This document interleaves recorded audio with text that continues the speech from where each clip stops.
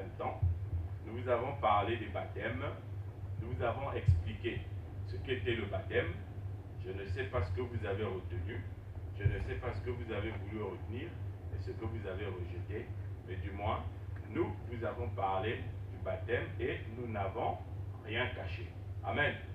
Donc, ce matin, nous allons prendre nos Bibles et nous allons lire dans Luc, chapitre 17, du verset 12 au verset 19.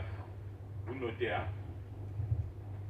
Nous allons prendre nos Bibles, nous allons lire ce matin dans Luc, chapitre 17, du verset 12 au verset 19, et Marc, chapitre 16, du verset 15 au verset 16. Ce sont ces deux passages qui vont nous permettre ce matin de comprendre l'étape du baptême à laquelle nous sommes. Bien. Donc, nous avons tout dit sur le baptême. Nous avons expliqué que le baptême commence par la repentance, c'est-à-dire quand tu écoutes la parole de Dieu et que tu es touché par cette parole, alors tu te demandes qu'est-ce qu'il faut faire. Et là, la parole de Dieu te répond qu'il faut d'abord te repentir et ensuite que tu reçoives le baptême au nom de Jésus, c'est-à-dire le baptême qui va t'emmener à la conversion. Et ensuite, une fois que tu es converti, le Saint-Esprit te donne le baptême du Saint-Esprit qui te transforme en flamme de feu. Et parce que tu es transformé en flamme de feu, l'Esprit Saint va te prendre pour te coller à cet arbre que Moïse a vu qu'on appelle le buisson ardent, parce que c'est un arbre en feu. Le Saint-Esprit te prend et il te colle là-bas, et tu expérimentes ce qu'on appelle le baptême dans le corps du Christ. Amen. Amen. Bien. Maintenant, nous allons lire Luc chapitre 17, du verset 12 au verset 19.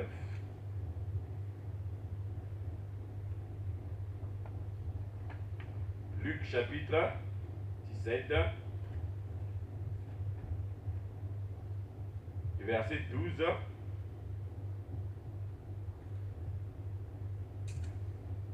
Luc chapitre 17, du verset 11, on va prendre même jusqu'à partir du verset 11. Luc chapitre 17, à partir du verset 11, on va descendre jusqu'au verset 19. Nous lisons. Jésus, se rendant à Jérusalem, passait entre la Samarie et la Galilée. Comme il entrait dans un village, 10 lépreux vinrent à sa rencontre. Se tenant à distance, ils élevèrent la voix et dirent: Jésus, Maître, aie pitié de nous. Dès qu'il les eut vus, il leur dit: allez-vous montrer au sacrificateur. Et pendant qu'ils y allaient, il arriva qu'ils furent guéris. L'un d'eux, se voyant guéri, revint sur ses pas, glorifiant Dieu à haute voix. Il tomba sur sa face aux pieds de Jésus, et il lui rendit grâce. C'était un Samaritain. Jésus, prenant la parole, dit: les 10 n'ont-ils pas été guéris? Et les 9 autres, où sont-ils? Ne s'est-il trouvé que cet étranger pour revenir donner gloire à Dieu? Puis il lui dit: lève-toi, va, ta foi t'a sauvé. Amen. Vous comprenez? Donc, Jésus est ici en train de parler et en train de passer entre deux territoires. D'un côté, il y a la Samarie, de l'autre côté, il y a la Galilée.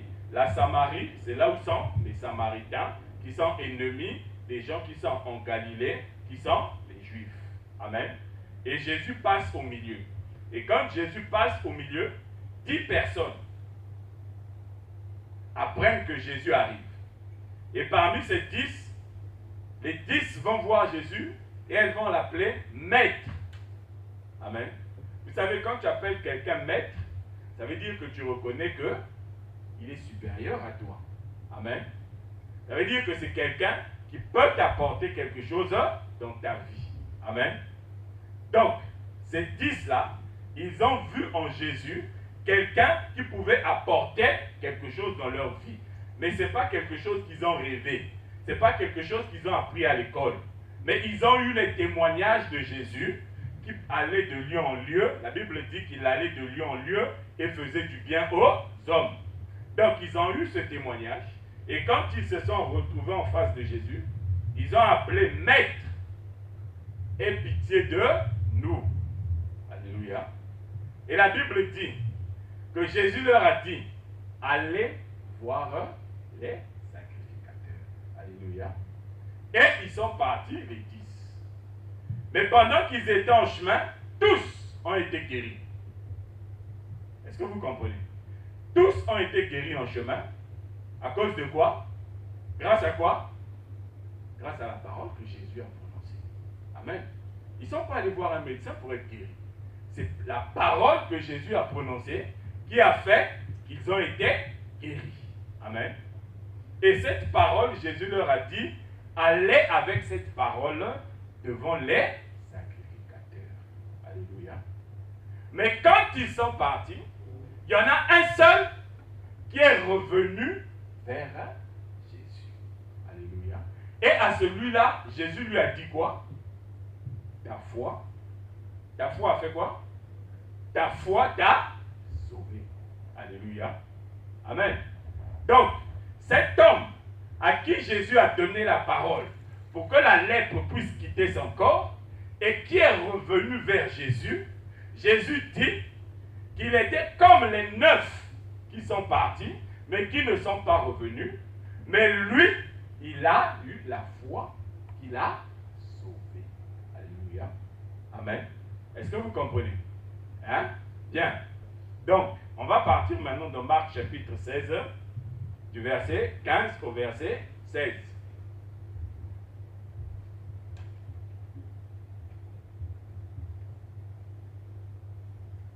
Puis, il leur dit, allez par tout le monde et prêchez la bonne nouvelle à toute la création.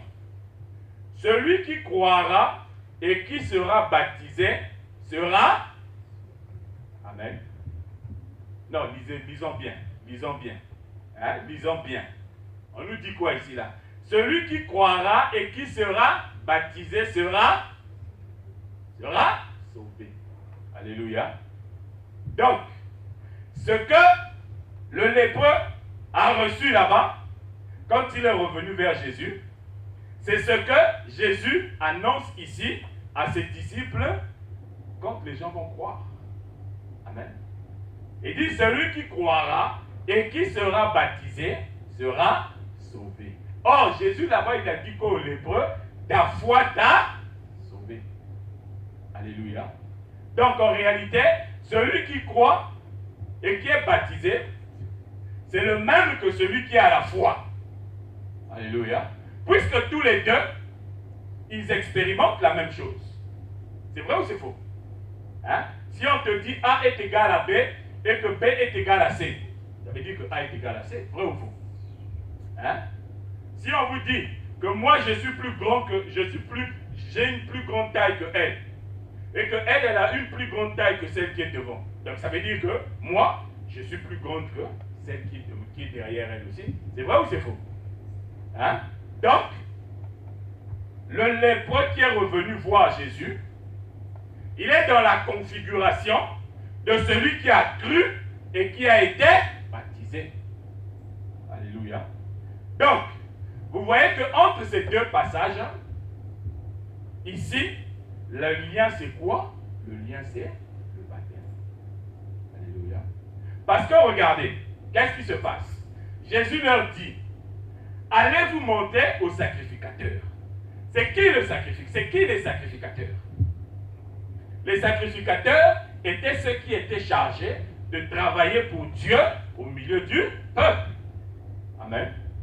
Donc les sacrificateurs, ils étaient là, le peuple venait avec ses sacrifices, il donnait au sacrificateur et le sacrificateur sacrifiait ces animaux-là pour présenter au peuple, ah Seigneur, voici le sacrifice que Salem a apporté pour toi ce matin, il est là, j'ai moi-même testé, c'est bon, tu peux l'accepter.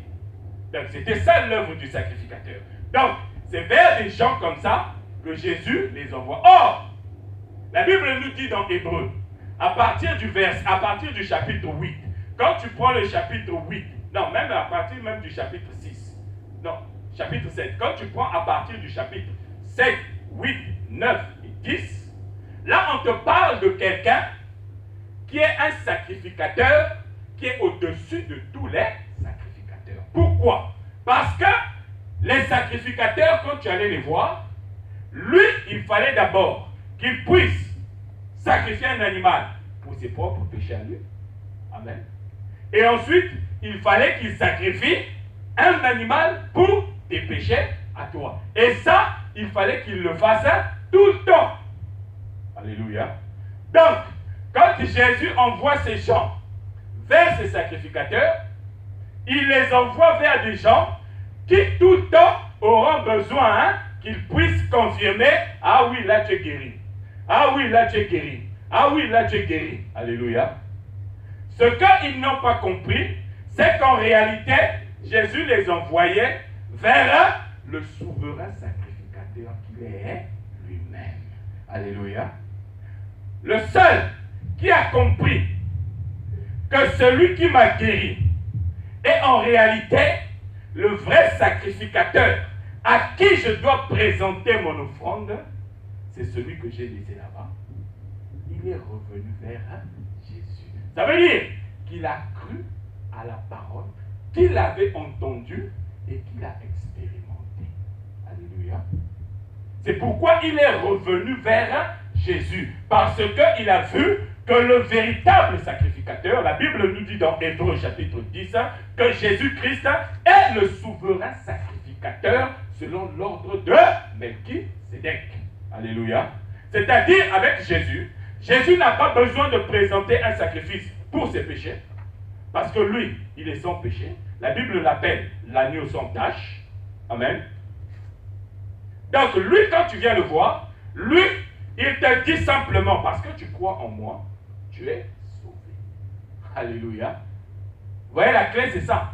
Eux, ils n'ont pas compris que celui vers qui nous devrions nous présenter, c'est celui qui a sorti sa parole, qui nous a guéris. Parce qu'en réalité, en termes spirituels, la lèpre, c'est le péché. Alléluia. La lèpre, c'est le péché en termes spirituels. Hein? Donc, le seul qui est capable de pardonner les péchés des hommes, c'est Jésus. Il le dit dans Marc chapitre 10. Afin que vous sachiez que le Fils de l'homme a sur la terre le pouvoir de pardonner les péchés. Alléluia. Donc c'est vers celui qui a le pouvoir de pardonner les péchés que Jésus les envoie. Mais quand Jésus les envoie vers celui qui a le pouvoir de pardonner les péchés, les 9 repartent où ils étaient. Il est le seul, l'étranger est le seul à venir. Alléluia. Vous savez, quand on parle de l'étranger, ça veut dire que c'est quelqu'un qui est hors du monde. Amen. Est-ce que vous comprenez? La Bible dit quoi? Pierre, il dit quoi? Abstenez-vous des convoitises charnelles qui font la guerre à l'âme, à la chair plutôt. Et abstenez-vous des convoitises charnelles qui font la guerre à l'âme. Amen. Que nous devons nous comporter comme quoi? Comme des étrangers et des pèlerins sur cette terre. Alléluia. Donc, quand cet homme, ce lépreux, revient vers Jésus, il dit à Jésus, moi, à partir d'aujourd'hui, je reconnais que je suis un étranger, un pèlerin sur cette terre. Alléluia. Est-ce que vous me comprenez? Hein? Donc, c'est ça l'enjeu du baptême. Quand tu crois et que tu es baptisé, ça signifie que toi, tu es sorti du monde. Alléluia. Mais quand je dis que tu es sorti du monde, ça ne veut pas dire que tu n'habites plus dans le monde. Jésus a dit quand dans sa prière, dans Jean chapitre 17, il dit, Père, je prie, non pas pour que tu les sortes du monde. Ils sont dans le monde, mais ils ne sont plus du monde. Pourquoi? Parce que eux, ils ne marchent plus selon les règles du monde. Alléluia. Amen. Est-ce que vous comprenez? Donc, quand Jésus dit, allez, faites de toutes les nations, allez, puis il allait partout dans le monde et prêcher la bonne nouvelle à toute la création. Celui qui croira et qui sera baptisé, en réalité, Jésus nous parle seulement de sortir du monde. Alléluia. Est-ce que vous me comprenez? Hein? Parce que, quand tu crois, forcément, il faut que tu te fasses baptiser. Hein? Parce que quand tu crois, qu'est-ce qui se passe? tu as la foi en Jésus.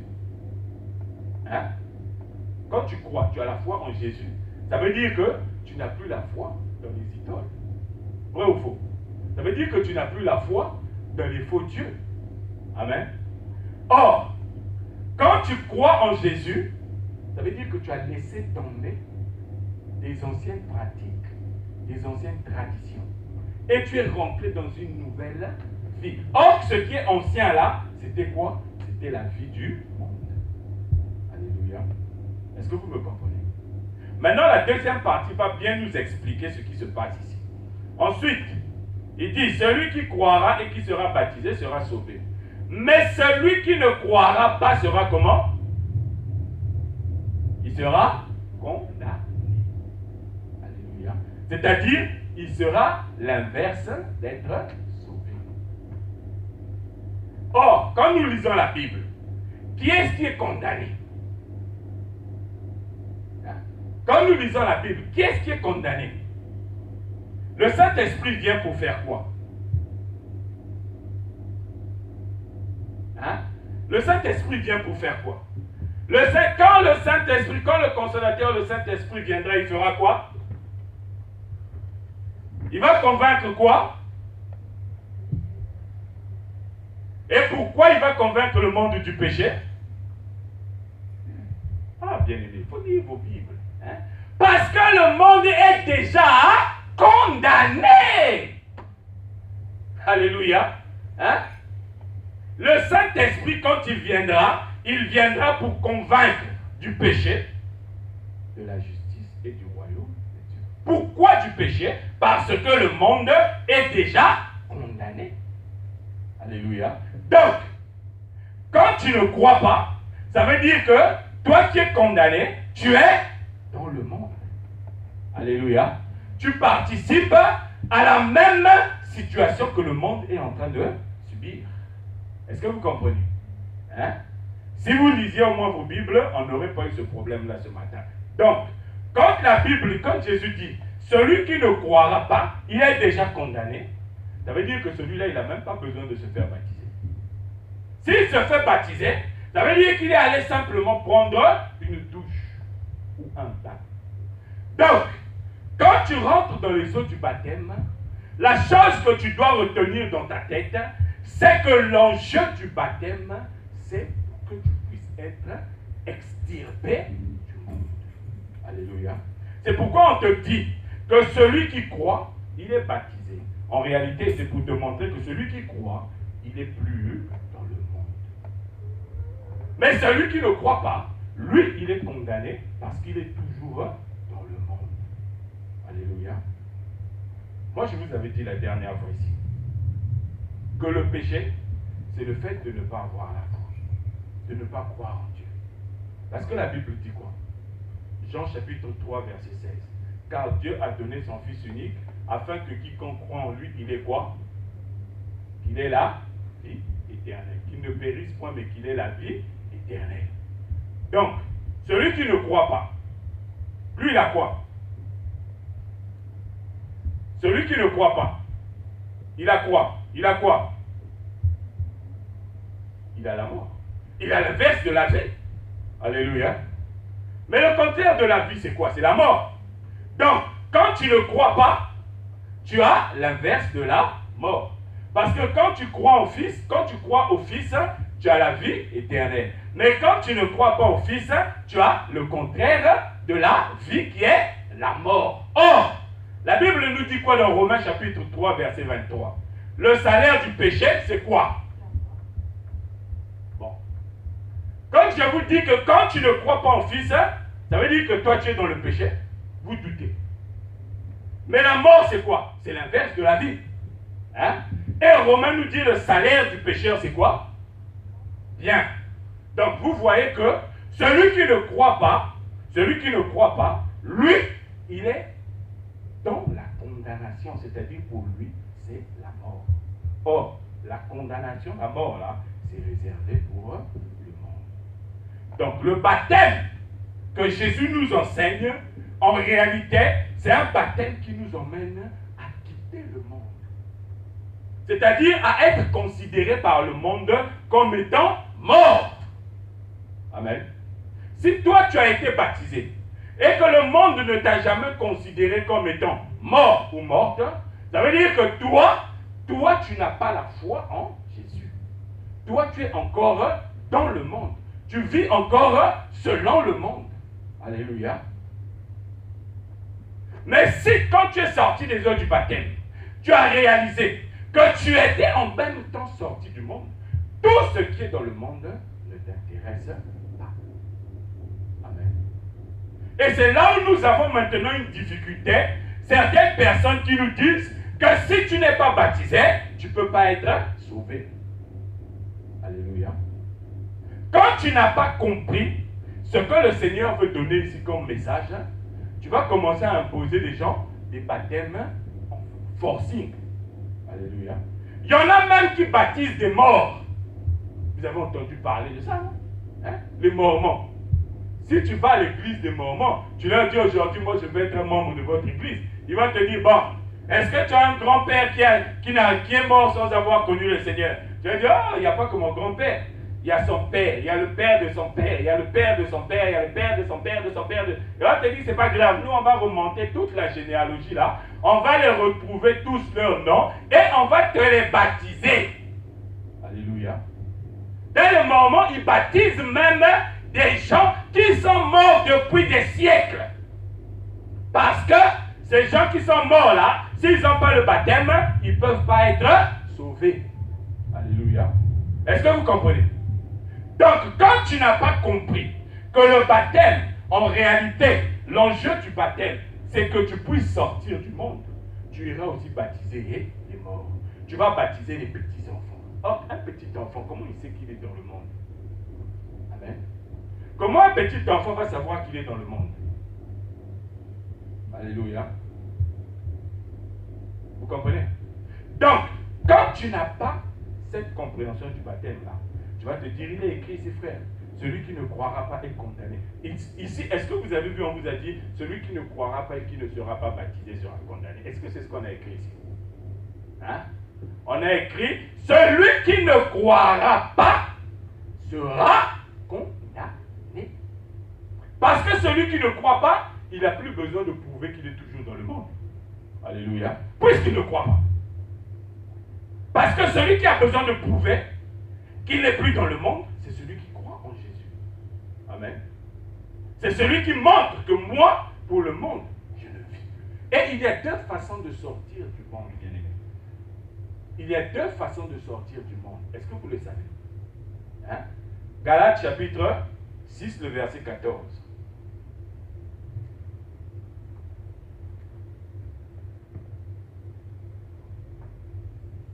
Galates chapitre 6, verset 14.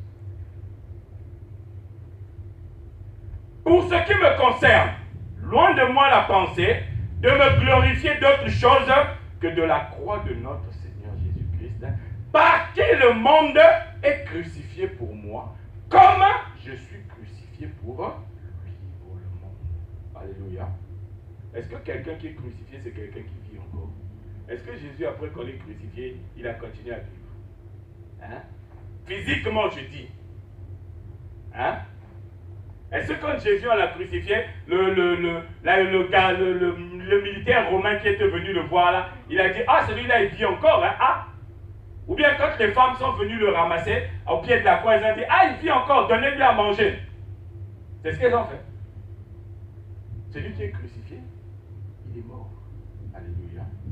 Donc vous comprenez que quand tu es baptisé, toi tu es mort pour le monde, selon ce que l'apôtre Paul dit ici. Et le monde est mort pour toi aussi. À cause de Christ. Amen. Est-ce que vous comprenez? Hein? Mais il y a deux façons maintenant que tu peux sortir du monde. Alléluia. Il y a deux façons que tu peux sortir du monde. La première manière que tu peux sortir du monde, c'est quand tu sors du monde. Alléluia. Je ne vais pas d'abord vous dire, je ne vais pas d'abord vous expliquer ça. Je vais vous prendre un exemple. Vous voyez, non? Nous sommes ici dans cette salle. Amen. Bon, nous tous, nous avons été déjà à l'école. Hein? Nous tous, nous avons déjà été à l'école. Bien. Tu es dans ta salle d'élève, tu es dans ta salle de classe. Le professeur est en train de donner son cours. Tu es physiquement en classe. Amen. Hein? D'accord? Tu es physiquement en classe. Quand on sonne la récréation, est-ce que tu es encore physiquement en classe? Tu sors. Pourquoi? Parce qu'il y a un signal qui t'a dit le cours est fini. Alléluia. Ça, c'est la première façon que tu sors de la classe. Amen. Bon, maintenant, la deuxième façon que tu sors de la classe, c'est comment? Ah, que Dieu te bénisse, ma fille. Alléluia. La deuxième façon que tu sors de la salle de classe, c'est quand le professeur est en train de faire ton cours, toi, tu dors.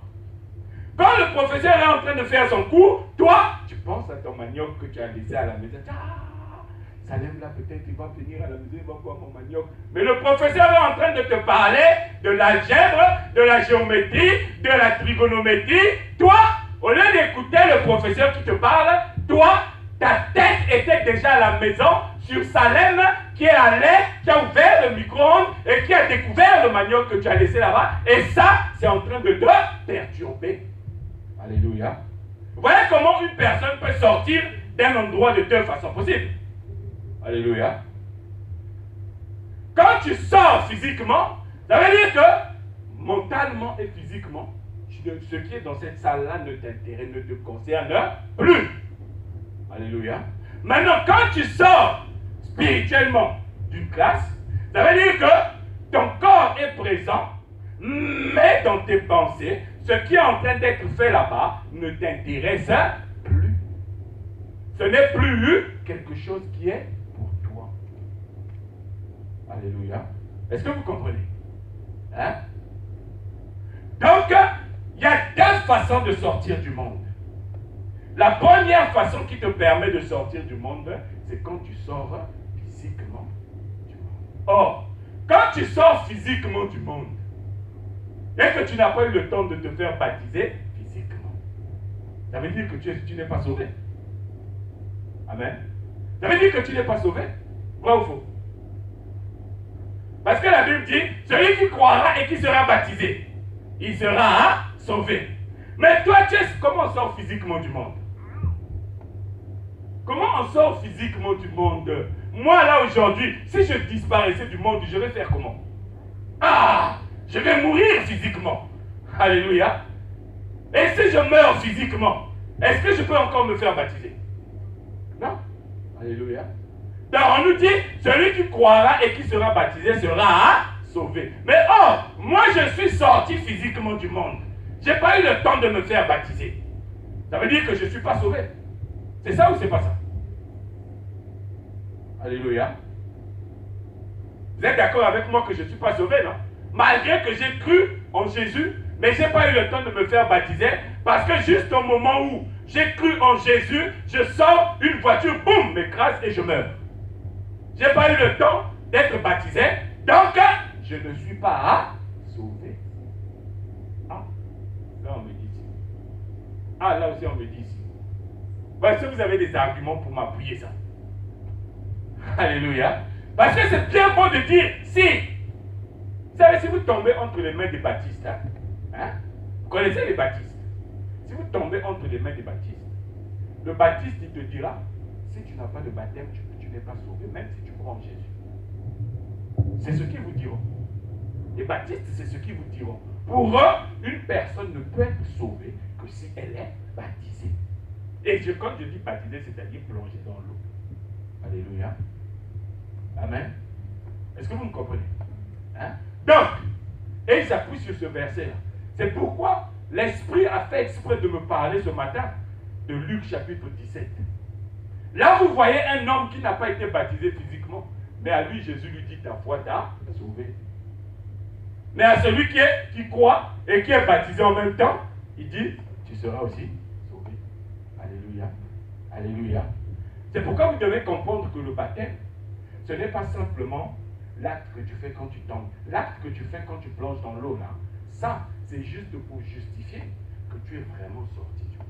Alléluia. Parce que quand tu sors des eaux du baptême, il faut aussi que ta vie prenne une nouvelle dimension.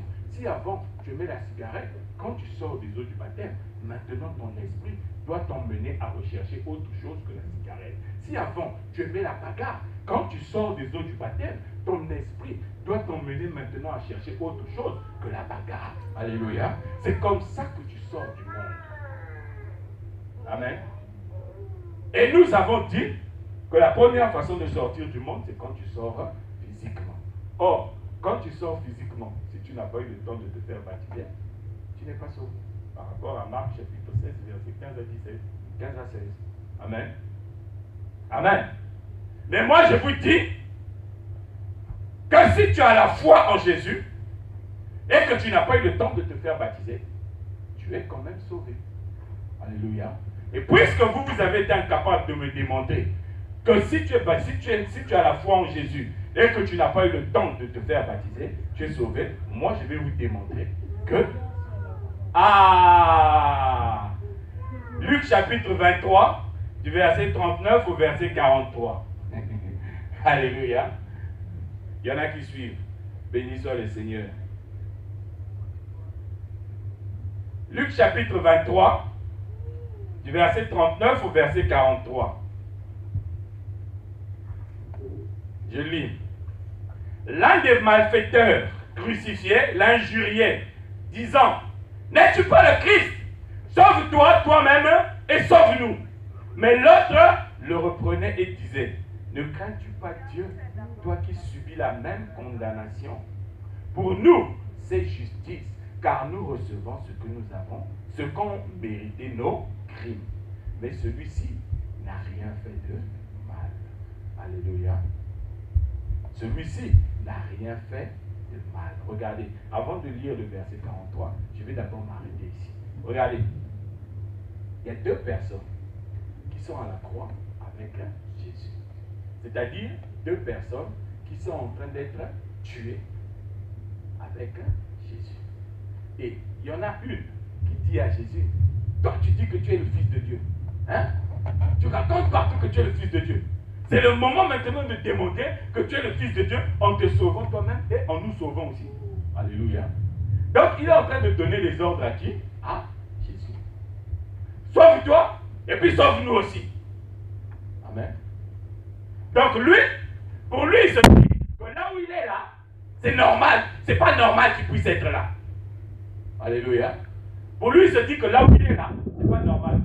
Vous savez, quand j'étais en Afrique, mon voisin, il était assez marrant. Hein? Quand j'ai dit, laissez mon ami Léo, laissez-le, hein? Laissez Léo. Léo, qu'on te laisse tranquille, d'accord? Ah, toi-même, tu veux pas qu'on te laisse tranquille. Mais on va te déranger. Alléluia. Vous savez, quand j'étais en Afrique, j'avais un voisin qui était assez particulier. Ce voisin-là, un jour, ses enfants ont attrapé un voleur qui était venu dans sa maison. Malchance pour le voleur, on l'a attrapé. Ah, papa, on a attrapé un voleur. Il était à peu près, vous savez, le voleur, quand il part chez nous en Afrique, c'est 5 heures du matin. Donc, il l'a attrapé. Et comme ma maison à moi, ma chambre à moi était juste vraiment mitoyenne avec la parcelle de ce monsieur-là. Alors, tôt le matin, j'ai commencé à entendre des cris. J'ai dit, mais qu'est-ce qui se passe? Je sors. Et je vois quelqu'un de loin qui est en train de balancer des pierres sur la maison de mon voisin. Je dis, j'appelle le voisin, je dis, mais lui, il a quelle idée? Non, celui-là, je veux bientôt sortir pour le pourchasser. Mais qu'est-ce qu'il a fait? Qu'est-ce que vous lui avez fait? Et j'entends le monsieur dire, bande de voyous! Est-ce que c'est ce qu'on vous a dit? Quand quelqu'un vient voler chez vous, il faut lui repasser le dos avec le fer à repasser. Ah, j'ai mal! Alléluia! Pendant qu'il lançait les pierres, il criait en même temps. J'ai dit, mais pourquoi il est en train de dire ça?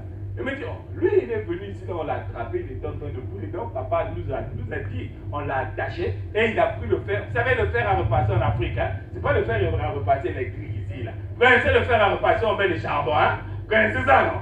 Ce fer à repasser là, si on te le met sur un doigt seulement, bien aimé, je pense que toi tu vas te dire, ah ça y est. Mais lui, c'est surtout le dos qu'on a labouré, le dos avec le fer à repasser. Parce que pourquoi? Parce qu'il était venu voler. Alléluia. Donc vous voyez un voleur qui reçoit le fruit de son travail de voleur et qui se plaint.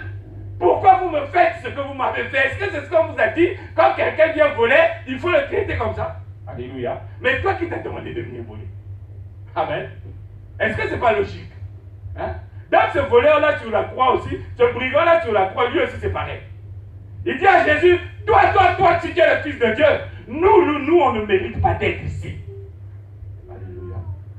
Il oublie que la Bible dit que le salaire du péché, c'est la mort.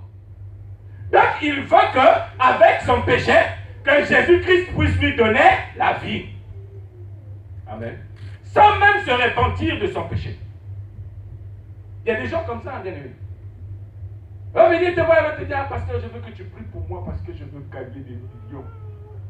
Mais tu vas te demander, tu vas faire quoi avec les millions? Oh, avec les millions, je vais épouser 3 femmes, je vais me construire 4 maisons, je vais commencer à faire le tour du monde. Et toi, tu le regardes, tu dis, ah, même si vraiment Dieu est bon, hein? Mais là, je pense que moi-même, dès que je veux ouvrir la bouche pour parler, Dieu va même prendre une chicotte pour me fermer la bouche. Amen. Non, bien-aimé. Hein? Tu ne peux pas sortir du monde, tu ne peux pas prétendre être sauvé si tu n'es pas d'abord sorti du monde. Pour sortir du monde, il faut d'abord reconnaître que tu es dans le monde. Alléluia. Pour sortir du monde, il faut d'abord reconnaître que tu es dans le monde, que tu avais des habitudes du monde. Parce que si tu ne reconnais pas ça, quand tu viendras aussi en Christ, tu vas continuer à reproduire les mêmes habitudes que tu avais dans le monde. Et pour toi, tu vas te dire que c'est normal. Alléluia. Alors que ce n'est pas normal. Lui, il est sur la croix et il dit, c'est pas normal que moi je puisse être ici. Il faut que tu me sortes d'ici. Alléluia. Il dit, c'est pas normal que moi je puisse être ici. Il faut que tu me sortes d'ici. Amen. Est-ce que vous me comprenez? Or, le deuxième brigand lui fait quoi? Il le reprend. Il dit, oh, toi, tu n'as pas peur. Tu es en train de subir le même sort que Dieu. Alléluia. C'est-à-dire, ce qui est justifié pour toi n'est pas justifié pour lui. Et toi, tu es en train d'ouvrir ta bouche pour parler. Alléluia. Hein? Ça veut dire que le deuxième brigand, il a fait quoi? Il a commencé par reconnaître que là où il était, c'était sa place. Il le méritait. Alléluia. Et il le dit au verset 41. Il dit, pour nous, c'est justice. Nous recevons ce qu'on méritait, nos crimes. Alléluia. Donc le voleur là, qu'on avait repassé le dos, si c'était un voleur honnête, il aurait dit, ah vraiment, hein, je vous demande pardon, parce que le dos que vous avez repassé là, c'est ce que je méritais. Alléluia. Mais non. Il a commencé à revendiquer. Et lui, il revendique. Mais le deuxième brigand ne revendique rien. Au contraire. Il fait quoi? Il commence à se repentir. Parce que quand quelqu'un reconnaît que le sort il est en train de subir, que c'est ce qu'il méritait par rapport à ses actes, ça veut dire quoi? C'est déjà la repentance qui a commencé. Alléluia. Parce que quand tu vas présenter des excuses à quelqu'un qui t'a giflé par exemple, quand quelqu'un que tu as giflé par exemple, quand tu vas lui présenter des excuses, est-ce que tu vas lui dire, bon, écoute, excuse-moi, parce que j'étais giflé, allez, salut. Est-ce que ça sont des excuses? Alléluia. Mais quand tu vas présenter des excuses à quelqu'un que tu as fait du mal, la première des choses que tu fais, c'est quoi? C'est que tu reconnais que tu lui as fait du mal. Vrai ou faux? Parce que moi, si tu viens me présenter des excuses, parce que tu m'as insulté, si tu viens, tu me dis, bon, Salem, excuse-moi parce que je t'ai insulté, tu t'en vas, je vais te dire, des excuses, tu peux les garder. Alléluia. Mais si tu viens me voir en me disant, Salem, j'aurais pas dû t'insulter. Ce que j'ai dit, ma pensée a été plus vite que ma parole. Et là, je vais comprendre que effectivement, tu as réalisé que ce que tu as fait, tu ne devais pas le faire. Et là, le processus de repentance est honnête. Alléluia. Alléluia. Vous savez, j'ai connu un frère. J'ai connu un frère en Afrique. Ce frère-là, sa femme est venue à l'église se plaindre. Oh non, lui, Voilà, il n'arrête pas de me tromper. Et gna, gna, gna, gna, gna. Et un jour, le pasteur les prend, il les fait asseoir. Et le frère, ce qui m'a fait rire, ah, Seigneur. Il dit à la femme, il dit, bon, écoute, hein, tu m'as emmené devant le pasteur ici, d'accord. Bon, écoute, excuse-moi, je ne t'ai pas trompé seulement avec une femme, avec 2 femmes comme tu le penses, mais il y en avait au moins 5. Donc, excuse-moi, passons à autre chose. Vous savez, le pasteur, il était troublé. Et j'étais là, comme j'étais souvent avec le pasteur, et j'étais là, le pasteur était troublé. Et moi, j'avais envie de rigoler. Alléluia. J'avais envie de rigoler. Parce que j'ai mesuré que cet homme-là, il n'avait pas pris la mesure de l'acte qu'il venait d'accomplir et de ce qu'il avait créé dans le cœur de sa femme. Alléluia. Donc pour lui, c'était normal qu'il puisse tromper sa femme, mais ce n'était pas normal que la femme vienne se plaindre chez le pasteur. Alléluia. Est-ce que vous comprenez? Donc, quand quelqu'un rentre dans un processus de repentance, la première des choses qu'il commence d'abord par faire, c'est par reconnaître que son acte était vrai. Alléluia. Donc, c'est ce que ce voleur fait. Ce brigand-là, c'est ce qu'il fait en disant, notre place sur cette croix, elle est méritée. Parce que la Bible dit, le salaire du péché, c'est la mort. Alléluia. Donc, notre place ici, elle est méritée. Et il dit, il reconnaît quoi? Il reconnaît quoi? Au verset 41 toujours. Il dit, mais celui-ci n'a rien fait de mal. Alléluia. Il reconnaît que Jésus, qui était sur la croix avec lui, n'avait rien fait qui méritait qu'il puisse être sur la croix. Si lui, il reconnaît que lui, le salaire qu'il reçoit, la mort, c'est parce qu'il est pécheur, cependant, il reconnaît que Jésus, sur la croix, n'est pas pécheur, donc lui, il ne mérite pas la mort. Et en faisant ça, il fait quoi? Il répète, il reprend simplement Isaïe 53. Le châtiment qui nous donne la vie est tombé sur Christ. Alléluia. Il était comme une brebis qu'on a menée à l'abattoir.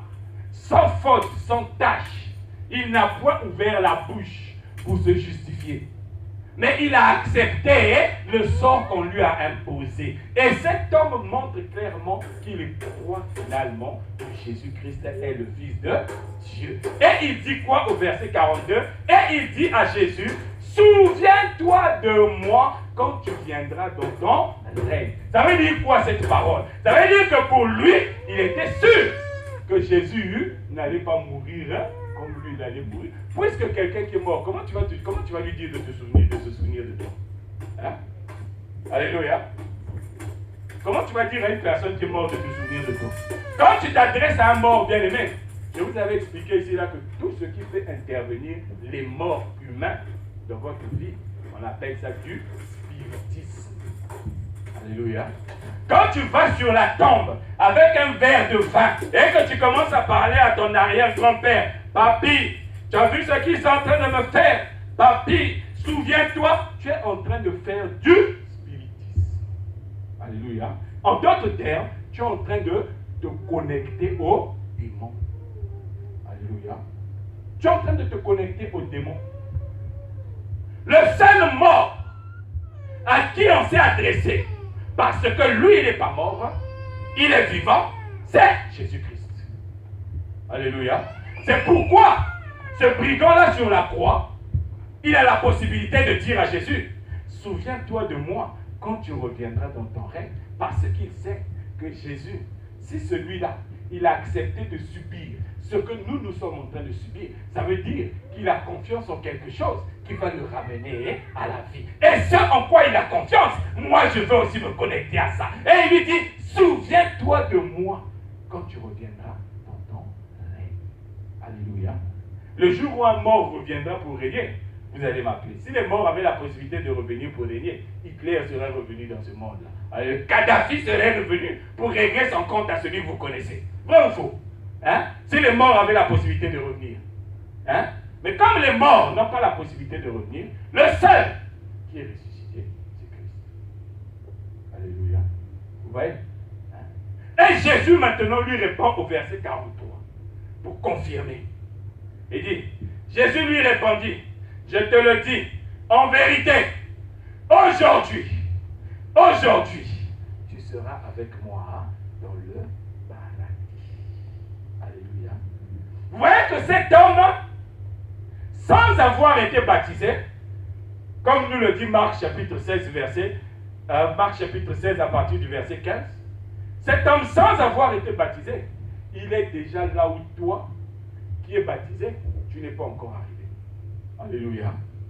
Donc lui, il est déjà en train de se réjouir là-bas, alors qu'il n'a pas été baptisé. Pourquoi?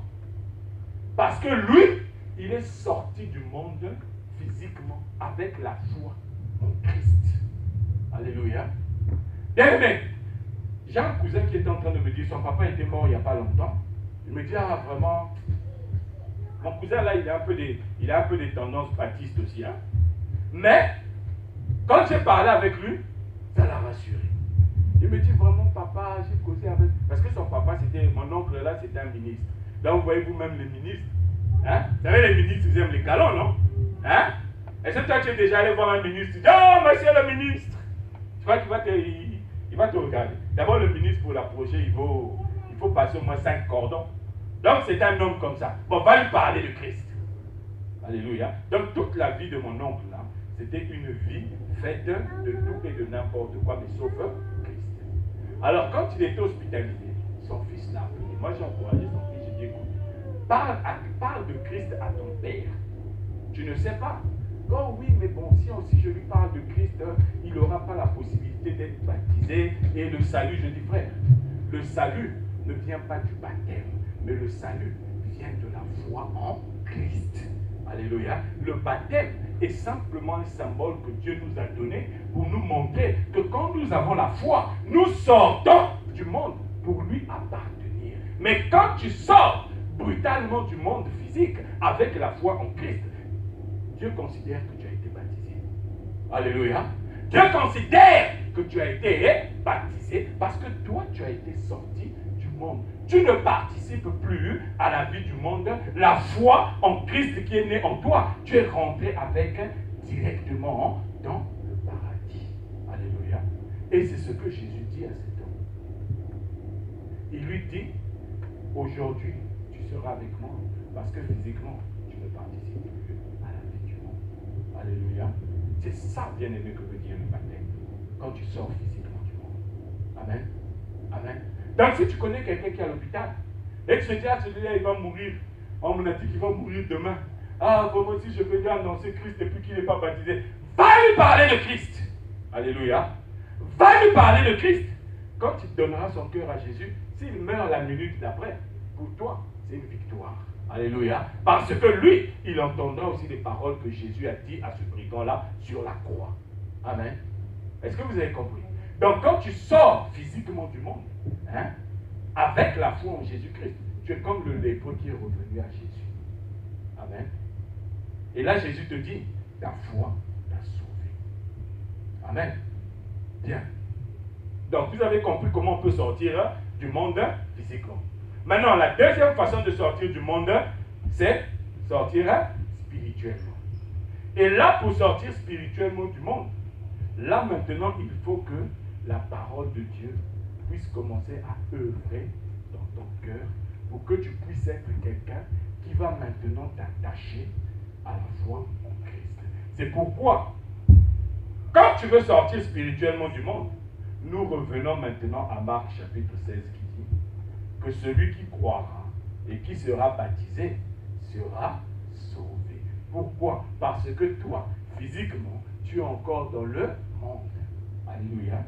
Mais spirituellement, Dieu ne veut plus de toi dans le monde. C'est pourquoi il te demande, va dans les eaux du baptême pour montrer non seulement aux anges, mais aussi aux esprits des démons, aussi aux hommes, que toi, tu n'es plus du monde. Alléluia. Prenons Jean chapitre 17, du verset 14 au verset 16. Jean chapitre 17, du verset 14 au verset 16. Ça, c'est Jésus qui parle. Il dit ceci. Je leur ai donné ta parole et le monde les a haïs parce qu'ils ne sont pas du monde. Alléluia. Donc, Vous voyez que ce qui nous fait sortir du monde, c'est quoi? C'est la parole que Christ nous donne. Et cette parole, Christ l'a donnée à qui? Quand nous avons lu au début, dans Luc chapitre 17. Cette parole, Christ l'a donnée à qui? Mais il l'a donnée aux lépreux. Alléluia. Christ a donné cette parole aux lépreux. Il dit ici, je leur ai donné ta parole et le monde les a haïs parce qu'ils ne sont pas du monde. Le monde ne nous aime pas parce que nous avons reçu la parole de Dieu. Alléluia. Donc si quelqu'un ne t'aime pas, bien-aimé, considère qu'il fait partie du monde et il te regarde comme un ennemi parce que toi tu as reçu la parole de Christ. Alléluia. Avec cette parole, tu es revenu au pied de Christ. Et il dit, je leur ai donné ta parole et le monde les a haïs parce qu'ils ne sont pas du monde, comme moi, je ne suis pas du monde. Il dit, je ne te prie pas de les ôter du monde, c'est-à-dire de les enlever du monde, mais de les préserver du mal, c'est-à-dire de les préserver de la vie du monde. Alléluia. Ils ne sont pas du monde, comme moi, je ne suis pas du monde. Alléluia. Donc, quand tu as reçu la parole de Dieu, et que la parole de Dieu a agi en toi, comme avec l'eunuque éthiopien, hein? Lisons Actes chapitre 8, verset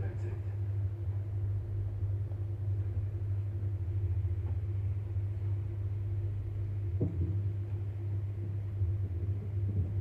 Actes chapitre 8, verset 27.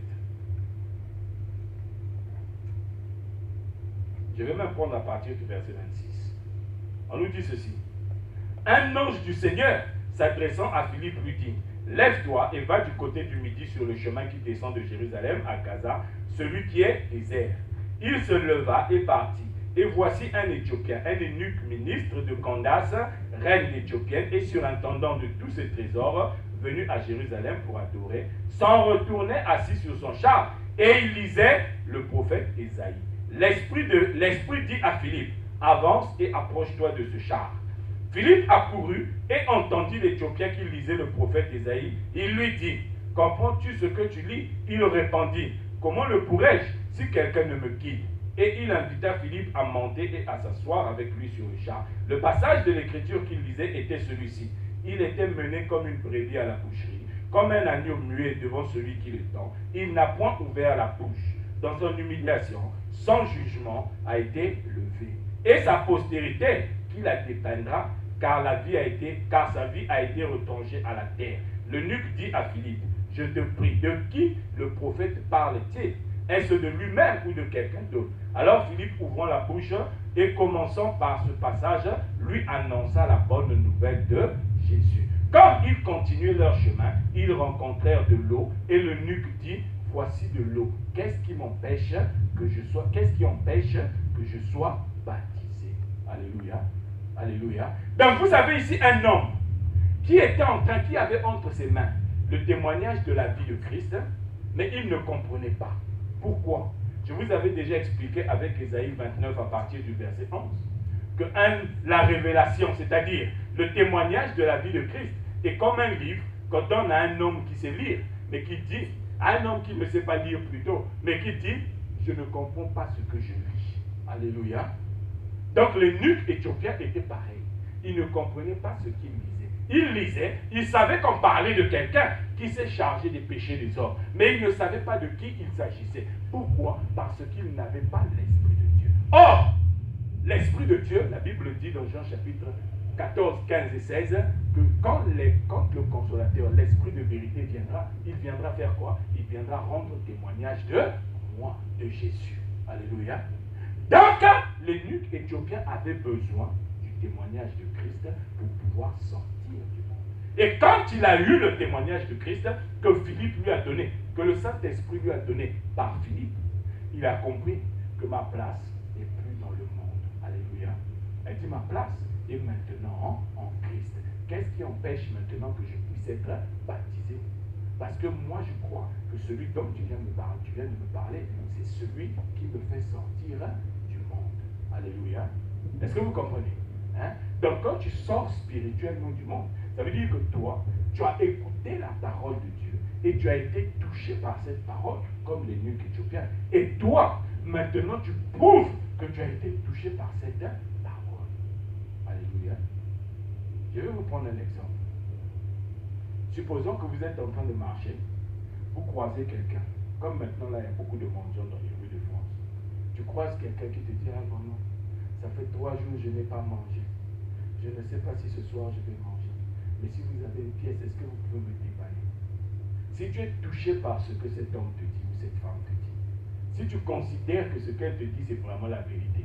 Si ce n'est pas quelqu'un qui te demande de l'argent, parce que nous maintenant, quand quelqu'un nous demande de l'argent, on imagine tout de suite qu'il va aller acheter de la drogue ou bien qu'il va aller acheter la bière, hein, l'alcool. C'est vrai ou c'est faux? Hein? Donc quand on donne de l'argent maintenant, on regarde un peu la forme. Est-ce qu'il a la forme de quelqu'un qui... Alléluia. Bon, déjà, si c'est quelqu'un qui empêche l'alcool, il vient te dire, ça fait 3 jours que je n'ai pas mangé. Est-ce que tu vas croire à son témoignage? Parce que moi, la première des questions que je vais te poser, dire, ah, ça fait 3 jours que tu as bu et l'odeur de l'alcool est toujours sur toi comme ça. Là. Alléluia. Hein, vous voyez, non? Donc, si tu n'es pas touché par son témoignage, tu ne lui donnes rien. Vrai ou faux? Mais si tu es touché par son témoignage, l'action qui va se passer, c'est quoi? Tu vas ouvrir ton porte-monnaie, ou tu vas mettre la main dans la poche et tu vas lui donner ce qu'il t'a demandé. C'est comme la parole de Dieu aussi. Si tu es touché par le message de Christ qui te dit que toi, quand tu reçois la parole de Dieu, tu n'es plus du monde. Le monde va avoir de la haine pour toi. Quand tu as écouté la parole de Christ, que tu as reçu cette parole, toi, tu es touché par cette parole. Tu dis, qu'est-ce qui empêche maintenant que je puisse être plongé dans les eaux du baptême pour montrer que je n'appartiens plus au monde? Alléluia. Est-ce que vous comprenez? C'est ça le but du baptême. Le but du baptême, c'est de te montrer que tant que tu es encore vivant, tu dois quitter le monde. Si tu as donné ta vie à Jésus-Christ, alléluia, tu dois quitter le monde. Maintenant, il y a une chose qui est assez exceptionnelle, c'est que quand tu as écouté la parole de Dieu, quand tu as reçu le témoignage de Christ et que tu refuses de te baptiser, hein, ça devient comme si tu lançais un défi à Dieu. Alléluia. Ça devient comme si tu lançais un défi à Dieu. Si tu dis effectivement que j'ai été touché par ce que tu as dit, mais je ne vais pas me faire baptiser, ça veut dire que toi, tu es en train de lancer un défi à Dieu. Prenons Luc chapitre 14, du verset 16 au verset 20. Du verset 16 au verset 20, et après on va plonger directement au verset 24. Luc chapitre 16, du verset 20 au verset 24, et après on prend Luc chapitre 14, du verset 16 au verset 20, et après on va sauter, on ira plonger directement au verset 24, et après on va prendre Matthieu chapitre 22, du verset 2 au verset 8. Je lis. Luc chapitre 14, du verset 16 au verset 20 et le verset 24. Et Jésus lui répondit, un homme donna un grand souper et il invita beaucoup de gens. À l'heure du souper, il envoya son serviteur dire aux conviés, venez car tout est prêt. Mais tous, unanimement, se mirent à s'excuser. Le premier lui dit, j'ai acheté un champ et je suis obligé d'aller le voir. Excuse-moi, je te prie. Excuse-moi, je te prie. Un autre dit, j'ai acheté 5 paires de bœufs et je vais les essayer. Excuse-moi, je te prie. Un autre dit, je viens de me marier, c'est pourquoi je ne puis aller. On sort directement au verset 24, il dit, car je vous le dis en vérité, car je vous le dis, aucun de ces hommes qui avaient été invités ne voudra à mon souper. Alléluia. C'est-à-dire ici, un homme est en train d'organiser un repas, des noces. Et il envoie sa parole par ses serviteurs pour dire, va me chercher des invités. Et tous les invités qu'il croise, il leur dit, viens. Le maître est en train d'organiser un repas. Et il lui dit, ah, je ne peux pas venir. Oui, ah, c'est bien. Ah, ton maître organise un repas. Ah, c'est parfait. Bon, tu lui diras bonjour de ma part. Mais par contre, je ne peux pas venir. Alléluia. Par contre, je ne peux pas venir parce que j'ai acheté des bœufs. Donc, il faut que je les essaye. Ah, donc, je me suis marié. Donc, alléluia. Alléluia. Est-ce que vous comprenez? Donc, on est en train de refuser d'entrer dans ce que le Seigneur te propose. Parce que l'homme qui organise les noces ici, hein, l'homme qui organise le souper ici, c'est simplement le Père éternel. Alléluia. Et le souper qu'il organise, c'est avec Christ. Donc il nous appelle pour venir manger Christ, donc pour sortir du monde. Mais nous répondons, ah, je ne peux pas venir. Alors que la Bible te dit que si tu as été touché, de repentir, de faire baptiser et recevoir le Saint-Esprit. Alléluia. C'est ça le processus. Mais toi, quand on t'appelle, malgré que tu dis, j'ai écouté la parole, mais je ne vais pas me faire baptiser. Dieu considère que tu es en train de le défier. Et Jésus dit, car je vous dis, aucun de ces hommes qui avaient été invités ne goûtera à mon souper. Bien aimé, je vous avais expliqué la dernière fois. Le baptême, il faut le prendre dans le cadre, par exemple, d'une invitation. Quelqu'un qui est en train de faire un mariage, il te dit, il appelle, bon, Salem, ouais, je vais me marier au mois de septembre. Bon, est-ce que tu veux venir à mon mariage, oui ou non? Il dit, oui, oui, je vais venir. Ok, il fait quoi? Il inscrit mon nom sur la liste des invités. Vrai ou faux? Et il me dit, bon, j'ai inscrit ton nom sur la liste des invités, mais quand tu auras le temps, viens chercher ta carte d'invitation. Alléluia. La carte d'invitation, ça va être quoi? Ça va être quoi? Ça va être pour confirmer que je suis bien inscrit sur la liste des invités. Hein? Alléluia. Maintenant, si j'ai le temps d'aller chercher la carte d'invitation, mais que je ne vais pas la chercher, quand tu m'appelles, il me dit, mais je t'ai dit, viens chercher la carte d'invitation. Il dit, ah, j'ai pas de temps, écoute, j'ai pas de temps. Alléluia. J'ai pas de temps, j'ai d'autres choses à faire. Au bout d'un moment, vous croyez qu'il va faire quoi? Il va m'effacer de la liste. Vrai ou faux? Hein? Parce que quand tu as la possibilité de venir chercher la carte d'invitation, mais tu ne viens pas la chercher, ça veut dire que tu montres à celui qui t'a invité que tu n'as pas de temps pour lui. Alléluia. Et c'est ce qui se passe ici. Et nous allons lire Matthieu 22, à partir du verset 2 jusqu'au verset 28. Ici, on nous dit, le royaume des cieux est semblable à un roi qui fit des noces pour son fils. Celui qui organise les noces ici, là, c'est Dieu. Et les noces qu'il organise, c'est pour le mariage de son fils. Avec qui? Avec une épouse qu'on appelle l'Église.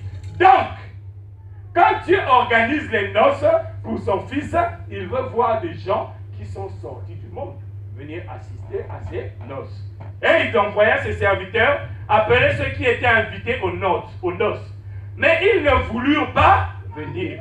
Il envoya encore d'autres serviteurs en disant, dites aux conviés, voici j'ai préparé mon festin, mes bœufs et mes bêtes de grâce sont tués, tout est prêt. Venez aux noces. Mais sans s'inquiéter de l'invitation, ils s'en allèrent, celui-ci dans son champ, celui-là à son trafic. Les autres se saisirent des serviteurs, les outragèrent et les tuèrent. Le roi fut irrité, il envoya ses troupes, fit périr ses meurtriers et brûla la ville. Alors il dit à ses serviteurs, les noces sont prêtes, mais les invités n'en étaient pas dignes. Alléluia.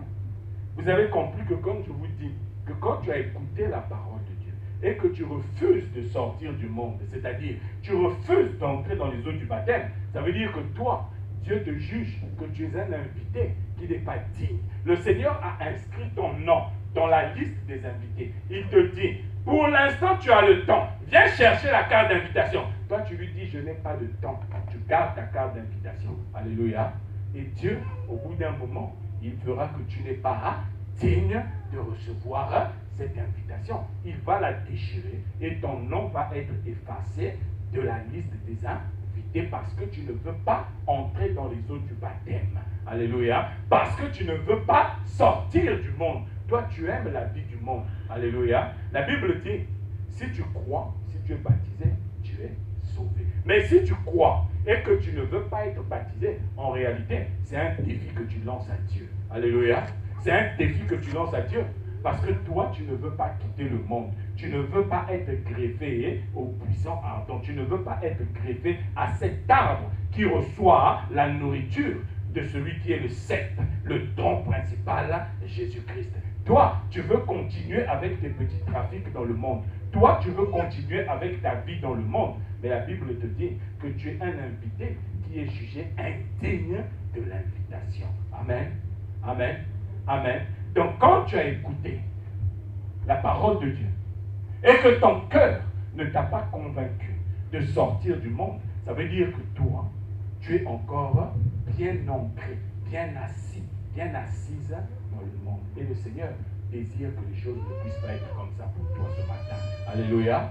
Alléluia. Si tu as écouté ce message avec attention, nous allons incliner nos têtes et nous allons prier, bien-aimés. tu vas toi-même parler à Dieu. Tu vas lui dire, Seigneur, je ne savais pas que quand je suis sorti des eaux du baptême, je devais venir chercher la carte d'invitation.